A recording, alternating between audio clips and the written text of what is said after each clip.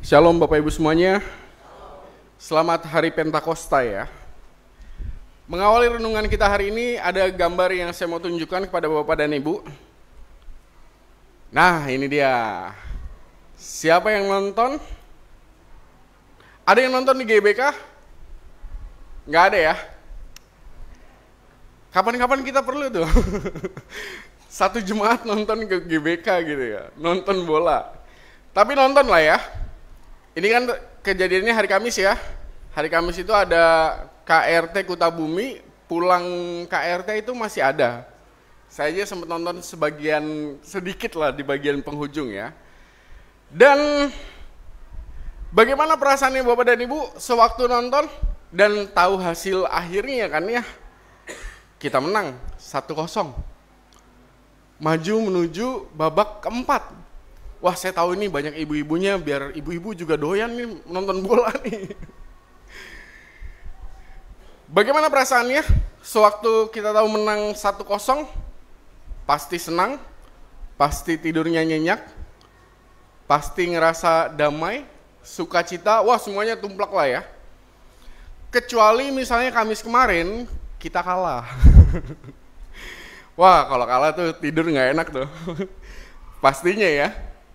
Tapi karena menang, maka sukacitanya menjadi berlimpah ruah, bukan hanya orang-orang yang bermain sepak bola di stadionnya, atau bahkan penonton di stadionnya, bahkan seluruh rakyat Indonesia yang menyaksikan, dan bahkan kalaupun tidak menyaksikan, kemudian tahu kabarnya bahwa kita menang, itu akan ada rasa sukacita sejahtera tersendiri sewaktu kita tahu kemenangan timnas kita. Ini kalau misalnya saya mau cerita di sepanjang jalan, bahkan dari saya pulang KRT Kutabumi itu ya, kan perjalanan cukup panjang. Itu ada banyak kali titik di mana itu ada nonton bareng di lapangan-lapangan, di lapangan-lapangan, atau bahkan di sini belakang nih ke arah belakang Sitanala. Wah, itu ada banyak tempat-tempat warung-warung bikin nonton bareng gitu ya. Saya malamnya Theo itu ada biduran bawa ke rumah sakit Al-Azra, bahkan di situ kan ada warungnya yang nonton bareng. Akhirnya Theo-nya nungguin dokter di Azahra, sayanya nonton di situ. Gak mau kehilangan momen juga. Dan perasaannya pasti sukacita, dan menularnya mudah ya. Sukacita di saat nonton, lalu kemudian menular ke semuanya gitu.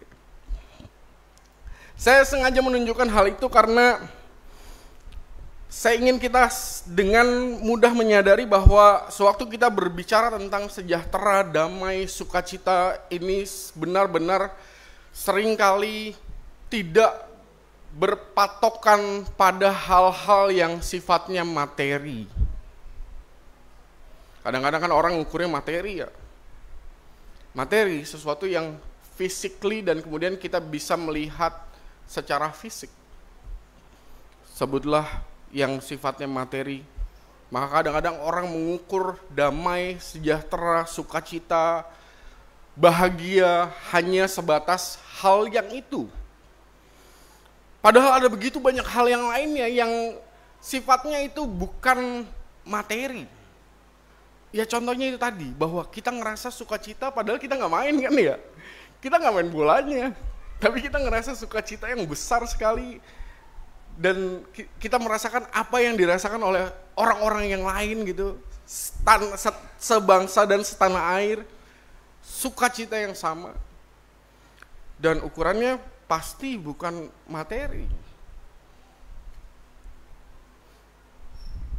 Nah, pembahasan Alkitab kita hari ini merupakan salah satu contohnya bahwa ada begitu banyak hal lainnya yang di situ kita merasakan damai, sejahtera, sukacita yang kadang-kadang benar-benar ini bukan berkaitan dengan hal yang sifatnya materi.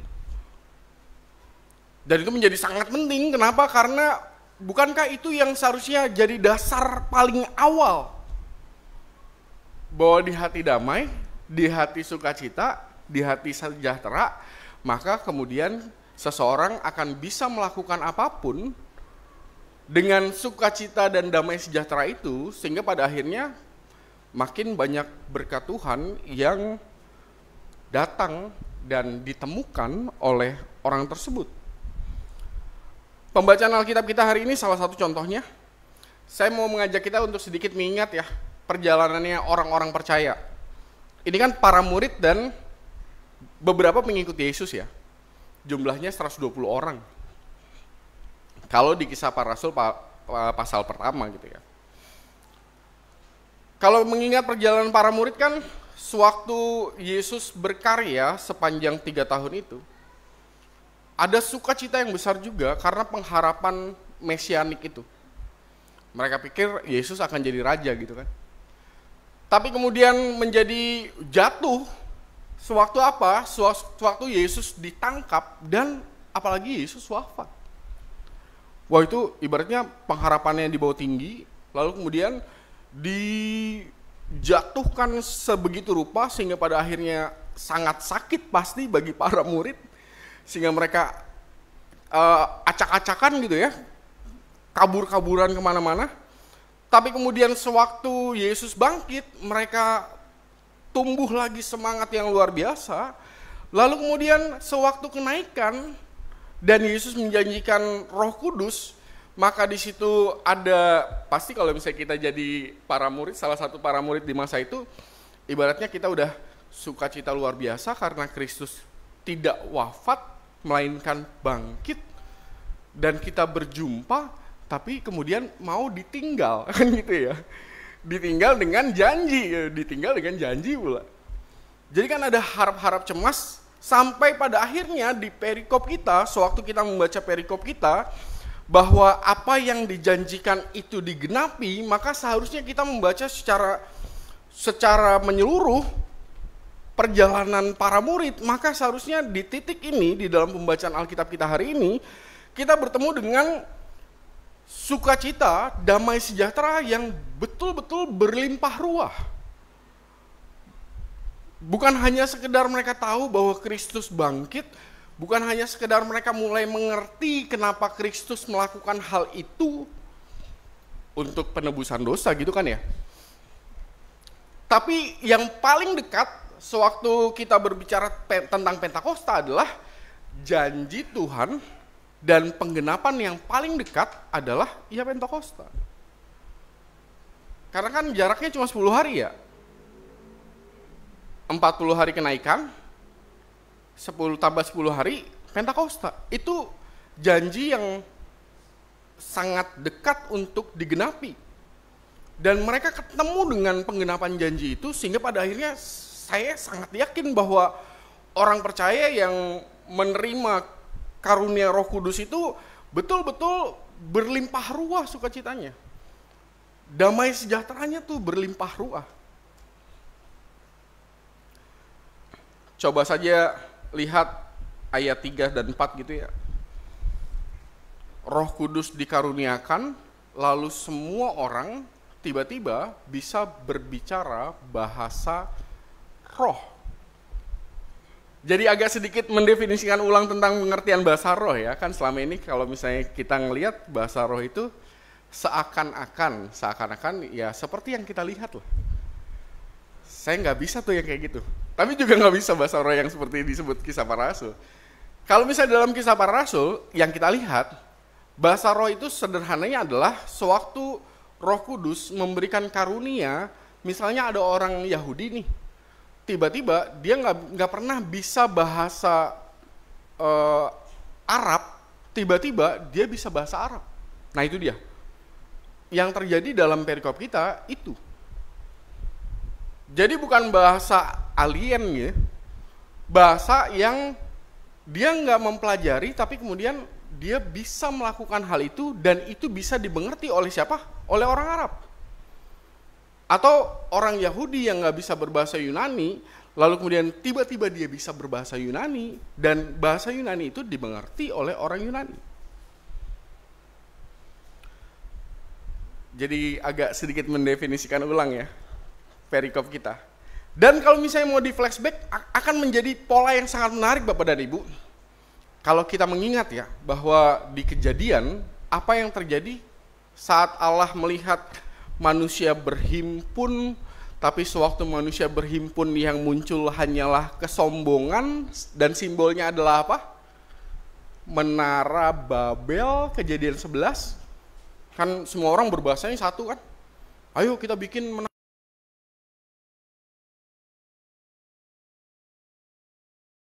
Nggak jelas gitu ya.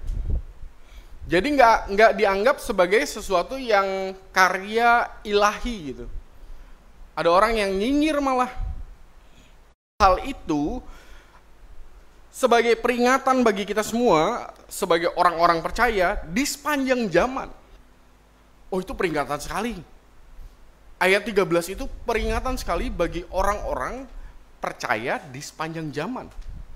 Peringatan sebagai apa? Peringatan sebagai kalau Tuhan memberikan sejahtera kepada kita, dan sejahtera kita itu tidak berdampak dalam kehidupan orang-orang yang di sekitar, maka berhati-hatilah, bisa jadi sejahteraku atau sejahtera kita itu hanya akan berujung pada nyinyiran orang-orang di sekitar kita.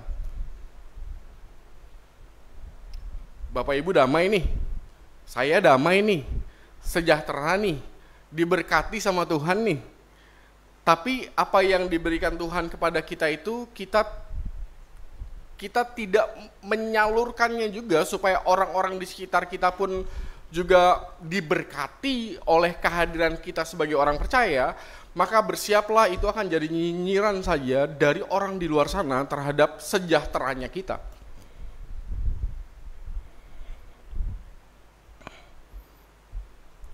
Sepakat kan ini ya? Kalau Bapak dan Ibu damai, saya damai, tapi kedamaiannya kita tidak berdampak bagi orang-orang yang di sekitar kita, maka siap-siap aja itu akan jadi nyinyiran. Di perikop kita memang masalahnya di ayat 13 ya. Cuma kan di perikop yang kita baca, ini memang banyak orang belum tahu lebih jauh lagi tentang apa yang dilakukan oleh orang-orang percaya. Kan ini baru awal. Baru awal di mana Allah mengaruniakan Roh Kudus, lalu kemudian mulai berkarya, dan betul memang karyanya belum berdampak bagi orang-orang di sekitar, oleh karena itu bisa dinyinyirin. Tapi lihatlah dalam perjalanan selanjutnya. Bukankah kita ketemu dengan Petrus yang bermukjizat, kita ketemu dengan yang paling susah gitu ya, yang paling susah dengan yang paling sederhana. Petrus yang bermukjizat menyembuhkan orang, di Kisah Para Rasul itu menyembuhkan orang apa aja ya? Orang lumpuh, orang sakit, orang mati, dibangkitkan. Ya bagian itu maksud saya. Coba disuruh ngulangin gitu, kita disuruh ngulangin, oh gak bisa mungkin. Tapi kan ada banyak hal yang lain yang dilakukan oleh murid-murid Kristus. Mereka saling berbagi. Ya kan, ingat kan ya, Kisah Para Rasul kan gitu kan ya. Mereka disukai oleh semua orang. Wih, betapa dahsyatnya itu kalimat disukai oleh semua orang. Artinya kan kehadiran mereka diterima karena mereka bisa memberikan sesuatu yang bermanfaat dalam kehidupan kebersamaan saat itu. Bukan hanya sesama orang Kristen nih, tapi juga dengan orang-orang yang ada di sekitar mereka. Makanya disukai oleh semua orang. Atau bahkan lihatlah kayak Tabita, beberapa minggu yang lalu, beberapa bulan yang lalu kan kita bahas Kisah Para Rasul juga ya. Tabitanya mati, lalu kemudian dibangkitkan. Tapi yang menarik perhatian kita adalah ini ditangisin sama kaum lansia. Seorang perempuan meninggal ditangisin sama kaum lansia sambil bawa-bawa ini baju yang buat adalah Tabita gitu kan. Ceritanya kan gitu ya. Dan kemudian baru beberapa waktu yang lalu Paulus memuji Tuhan dari dalam penjara. Ada banyak hal yang lain yang menunjukkan bahwa kehadiran orang-orang percaya di Kisah Para Rasul pada akhirnya membawa dampak yang sangat besar bagi orang-orang di sekitarnya. Dan sewaktu itu terjadi, Maka percayalah apa yang disebut dalam ayat 13 pasti berhenti di situ, dan kedepannya kita akan jarang ketemu dengan nyinyiran orang, kecuali emang orangnya nggak suka dengan kebaikan orang-orang yang menjadi pengikut Kristus. Sewaktu sejahtera Bapa dan Ibu hanya berhenti pada sejahteraku, sejahtera keluarga kita, tidak berdampak dalam kehidupan orang-orang yang di sekitar kita, maka bersiaplah dengan nyinyiran orang memang. Hari ini merayakan hari Pentakosta bagi kita sebenarnya menjadi peringatan bahwa ya sederhananya itu, bahwa kalau Bapak dan Ibu bersuka cita karena Allah berkarya selalu dalam kehidupan kita, mari kita jadikan hidup kita juga bermanfaat bagi orang-orang di sekitar kita. Cara yang paling sederhana aja, nggak usah muluk-muluk bahwa saya doa maka orang yang mati bangkit. Wah, susah itu mah. Yang sederhana aja. Yang sederhana yang bisa membuat orang berbahagia gitu. Supaya orang nggak bilang, wah itu orang Kristen sombong banget ya. Wah itu orang Kristen pelit banget ya. Waduh. Kalau yang kayak gitu, wah, ribet sekali. Kenapa harus sombong itu sih? Kenapa harus sepelit itu sih? Jadikanlah hidup kita bermakna bagi orang lain. Temukanlah hal yang sederhana. Saya percaya hal yang sederhana. Saya kasih contoh yang sederhananya ya Bapak dan Ibu, dan kita berhenti sampai di situ. Kita kan pasti sering lewat sewaktu orang berkerumun ya. Lagi nongkrong kah orang-orangnya, ibu-ibu lagi ngobrol kah. Ini kalau misalnya Bapak dan Ibu ke belakang nih, kemana, ke warung aja, belakang sini kan ada warung, atau jalan ke belakang gitu, akan ketemu banyak momen di mana kita lewat, ada ibu-ibu sedang ngobrol berdua. Hal yang paling sederhana, waktu lewat, negorlah, kasih senyuman lah, menyapalah, itu aja saya kira akan membawa kedamaian tersendiri bagi orang-orang yang kita bertegur sapa dengannya. Bertanya kabar kah? Hal yang sederhana yang benar-benar bisa kita lakukan. Makanya sedikit agak marah kan kalau misalnya kita ngelihat anak-anak, misalnya pemuda, kita lagi duduk di sini, tiba-tiba ada anak-anak pemuda remaja, misalnya bukan pemuda remaja kita nih ya, pemuda remaja siapapun, kemudian lewat melengos aja gitu, nggak ada permisinya, padahal kita lagi di situ gitu. Sama kan, kita juga berasa nggak enak kan. Nah, kalau misalnya gitu berarti hal yang sederhana. Mari kita cari hal yang sederhana yang bisa membuat pada akhirnya di situ kita bisa berbagi kedamaian, berbagi sejahtera, dan dari hal yang sederhana maka kita bisa melakukan hal yang lebih baik lagi daripada itu. Tuhan menolong, Tuhan berkati kita. Amin.